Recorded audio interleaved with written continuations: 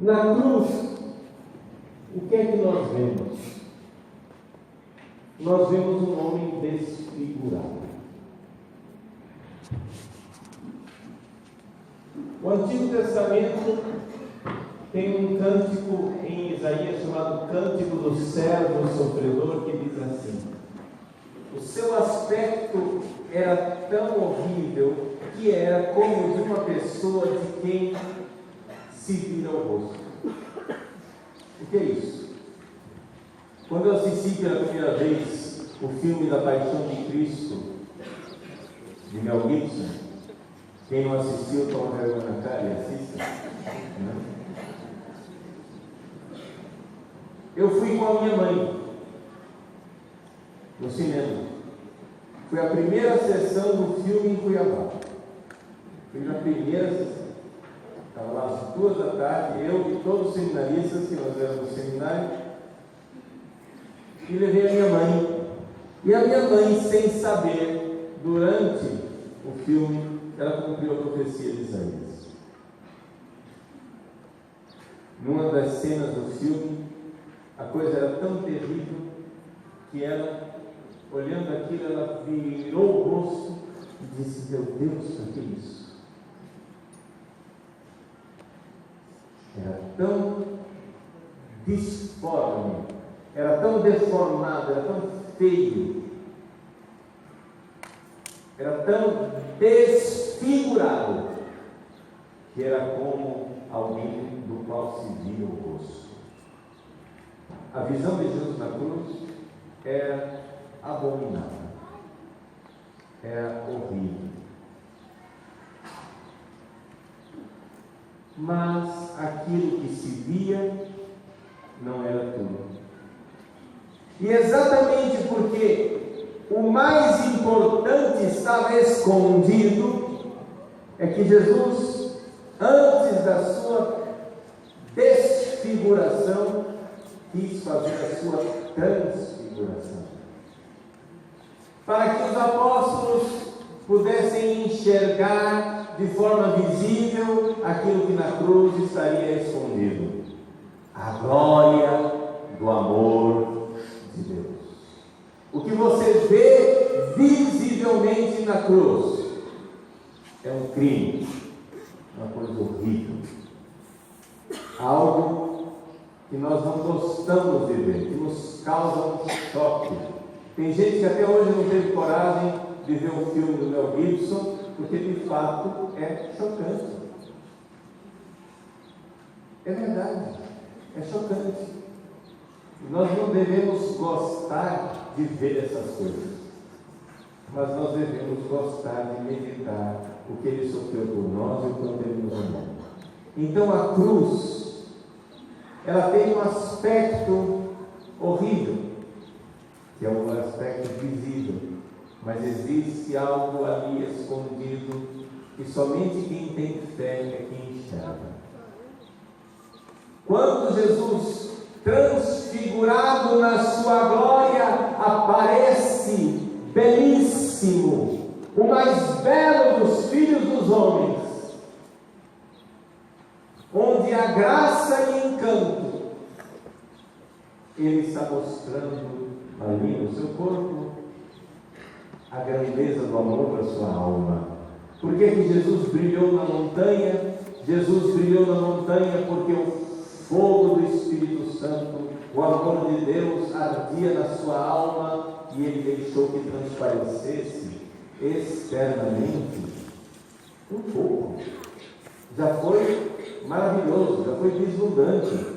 Os apóstolos já ficaram assim, até com medo de tão glorioso que era, de tão maravilhoso que era, mas ali Ele mostrou o que estava escondido no centro da sua alma, aquele amor abrasador, aquela maravilha.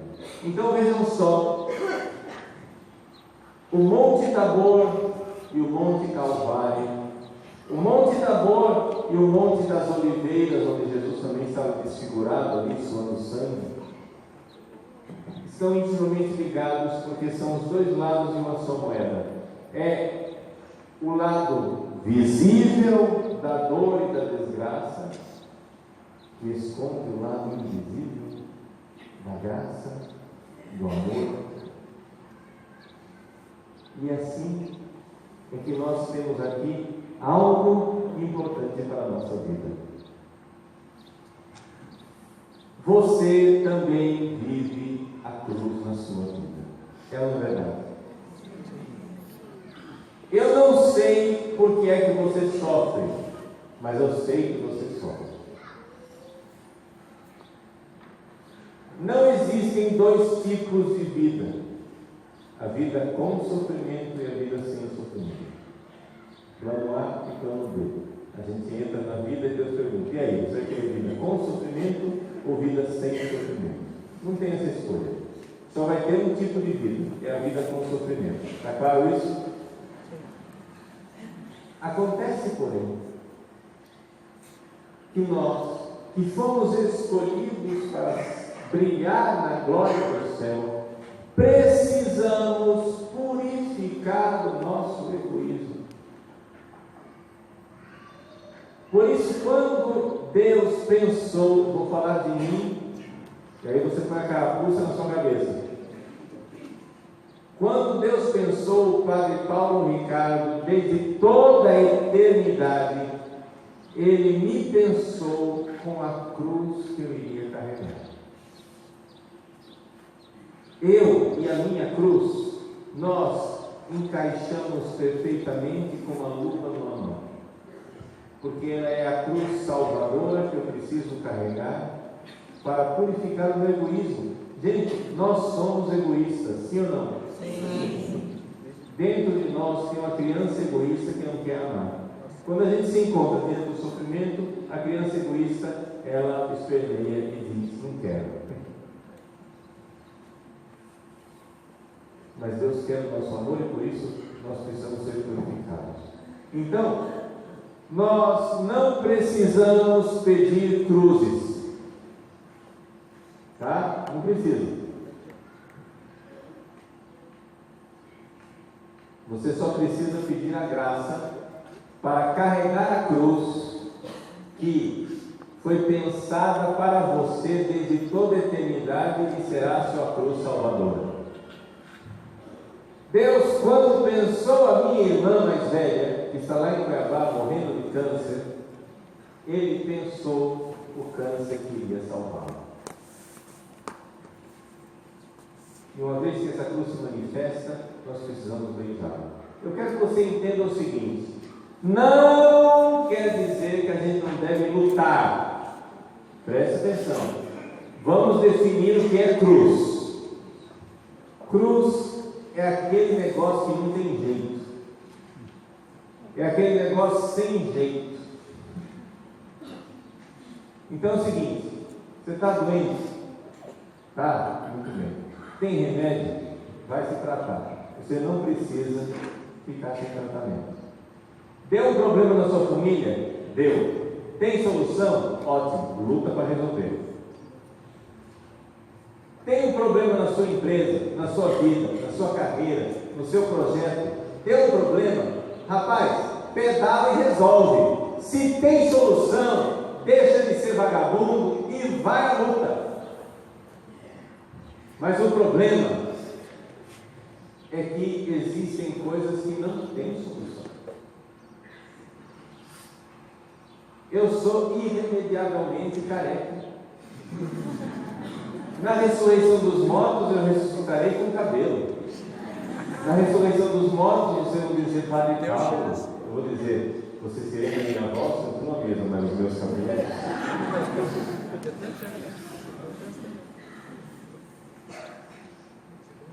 Mas,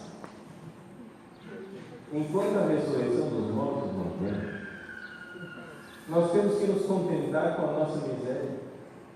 Nós temos que nos contentar com o fato que no dia a dia nós vamos envelhecendo.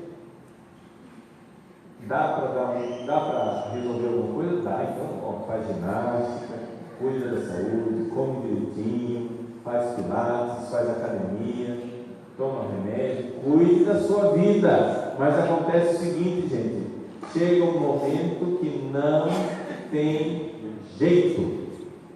Estamos de acordo? Sim. Esse momento virá. Esse momento, quem sabe, já veio para você em muitos aspectos. E você precisa inclinar sua cabeça diante da bondade de Deus, que é bom. Deus é bom. E Ele, quando nos presenteia com a cruz, nos presenteia com a melhor coisa que Ele poderia nos dar. O mistério da transfiguração nos ensina a ver o brilho, a glória, a maravilha que está por trás da cruz. Jesus quis aparecer na glória do Tabor para que os discípulos tivessem a capacidade de enxergar o sentido da cruz. O mesmo transfigurado é o desfigurado. Não são dois deuses diferentes. Portanto, o Cristo que permite a sua cruz é aquele que quer que você vá cantando a ressurreição para o céu. A certeza de ter amado. Meus irmãos, eu poderia mostrar para vocês uma foto da minha irmã quando ela era jovem. A minha irmã era linda. Como mulher, ela era maravilhosa. Foi convidada para ser modelo. Graças a Deus, a minha mãe não permitiu. Mas era uma mulher linda. E essa sua beleza, ela não queria que decaísse. E por isso, já com seus 30 anos, já começou a fazer os ajustes. Era uma cirurgiazinha para corrigir tal coisa. Era uma cirurgiazinha para corrigir tal outra coisa. Sei lá, acho que ela fez umas 10 cirurgias para ir corrigindo e não perder aquela beleza, aquela formosura. Ela só pensava na sua carreira, na sua juventude, na sua beleza. Os filhos estavam lá em casa sendo cuidados pela babá. E ela vivendo a vida. Até que um dia ela foi visitada pelo câncer. E aquela mulher egoísta, vaidosa, materialista, feminista, com a graça de Deus, morreu. Hoje, a minha irmã, em cima da cama, é uma sombra daquilo que ela era. Ela não move as pernas, já não move as mãos quase, os braços muito pouco movimento, o esquerdo quase nada, dificuldade de deglutir, não consegue ir ao banheiro.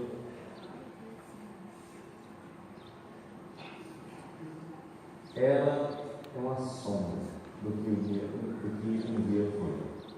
Mas eu digo a vocês que aquela mulher desfigurada na cama tem um coração lindo. Minha irmã hoje é mais bela do que ela jamais foi, porque o coração dela brilha no amor por Jesus, convertida, amando Jesus. Ela sabe que vai morrer. E ela tem amado Jesus, recebido a comunhão todos os dias, tem recebido a Eucaristia, abraçando a sua cruz. Eu digo para ela: Ana, você ainda não terminou a sua missão. Sua missão é amar. Você tem que amar até o fim.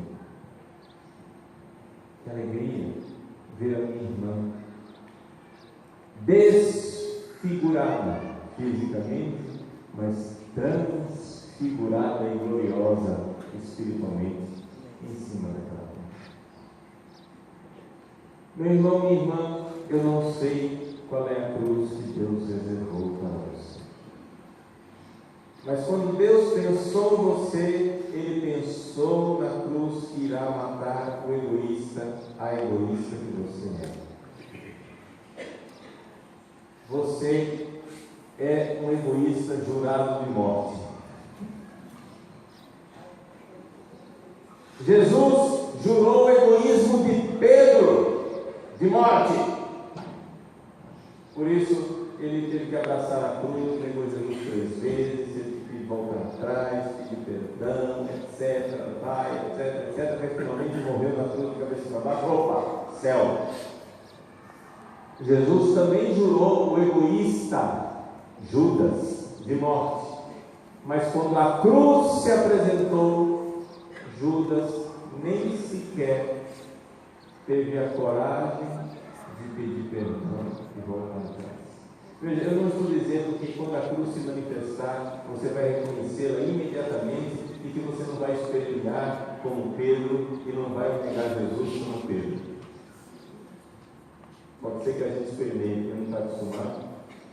Mas eu peço a Deus e eu digo a você, peça a Deus a graça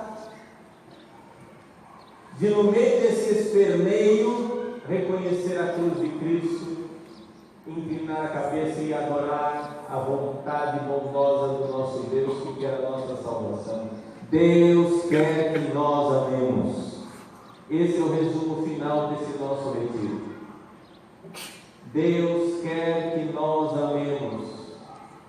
Não é um moralismo. Se eu falei de regras morais, de regras litúrgicas, de regras teológicas, é porque tudo isso é instrumento que nos conduz à glória do amor. Amar generosamente e amar Jesus sem medidas. Mas como vamos amá-lo sem medidas, egoístas que somos? Serão necessárias cruzes. Nós não amamos a cruz. É claro que não. Ninguém quer cruz. Mas nós devemos querer o amor. E se o amor só é possível matando o egoísta que está dentro de nós, quando se revelar a cruz na nossa vida, abraça. Então, resumo: se tem solução, resolva, lute.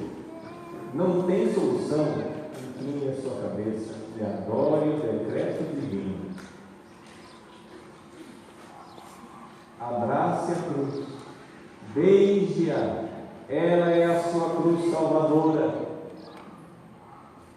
Mesmo que você espelhe no começo, que Deus te dê juízo e maturidade para transformar essa dor em amor. Essa é a mágica do cristianismo. O cristianismo é esse grande mistério do Espírito Santo em nós que transforma a nossa dor em amor. Que a nossa Mãe Santíssima, nesse ano que lhe é dedicado, nossa Mãe Bendita, nos auxilie. Vamos dizer para ela: minha mãe, eu não tenho coragem de carregar a cruz. Minha mãe, eu não sei ficar de pé na hora da cruz. Eu saio correndo. E ela irá pegar na nossa mão, como certamente ela pegou na mão de João, naquela tarde de Sexta-feira Santa, em que Jesus a entregou a ele e o entregou a ela. Eis aí a tua mãe, eis aí o teu filho. E certamente São João, aquele mesmo discípulo que estava lá na hora da transfiguração, certamente São João, aquele mesmo discípulo que estava lá na hora da desfiguração do Horto das Oliveiras, certamente São João, aquele mesmo discípulo que estava lá na hora do Calvário, recebeu uma graça especialíssima de nossa Mãe Bendita para transformar toda aquela dor em amor, para transformar toda aquela tragédia num grande farol de luz. O Calvário hoje brilha, e brilha luminoso, como um farol para nossas vidas. Em cada missa, este farol se acende. Em cada hóstia que se levanta, o mesmo sacrifício do Calvário acontece. E novamente em cada missa está lá a nossa Mãe, e nós, pequeninos Joões, medrosos e acabrunhados, pegamos na mão da Mãe Bendita, procuramos colo e dizemos: oh minha Mãe, eu não tenho força para amar, eu não tenho coragem para amar, tenha misericórdia de mim, carregai-me convosco em vosso calvário de amor e transformai o meu egoísmo em amor que brilha. Meus irmãos, nós vamos para o céu. Eu vim aqui para convidá-los para o céu. E um dia, nós brilharemos como astros luminosos. Nossas chagas e nossas dores brilharão como chagas gloriosas. E nós então iremos dizer: bendito o dia, abençoado o dia em que me ensinaram o caminho do amor, me ensinaram a amar o sacrifício do Calvário, o sacrifício da Eucaristia. Esse dia virá. Mas para que nós estejamos lá brilhando, depende de transformarmos nossa dor em amor. Peça, insista, confie, entregue nesse altar agora, nesse sacrifício, todas as suas angústias. Ele irá pegar tudo isso que é desfigurado e vai transfigurado em oblação de amor.